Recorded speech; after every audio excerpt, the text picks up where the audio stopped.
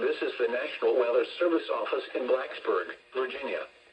The preceding signal was a test of the NOAA weather radio station WXL-60 public warning system.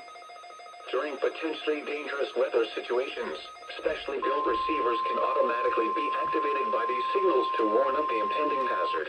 Tests of the signals in the receiver's performance are normally conducted by the National Weather Service around noon each Wednesday, except for the first Wednesday of the month when it is conducted around 7 p.m. If there is a threat of severe weather, the test will be postponed to the next available good weather day. Reception of this broadcast, and especially the warning alarms, will vary at any given location.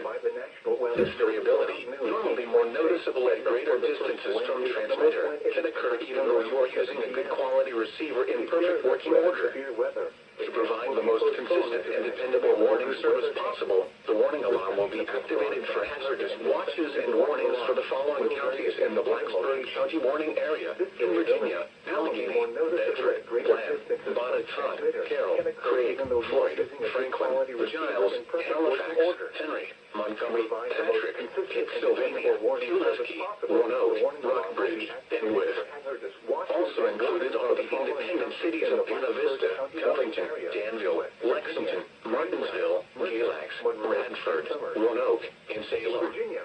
In North Carolina, the following counties are included: Rockingham and Caswell. This has been a test of the NOAA weather radio warning device.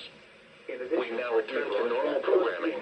For the following West Virginia counties: Fayette, Nicholas, Pocahontas, and Raleigh.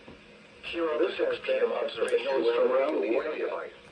In Roanoke, skies were mostly cloudy. The temperature was 58 degrees. The dew point was 44, and the relative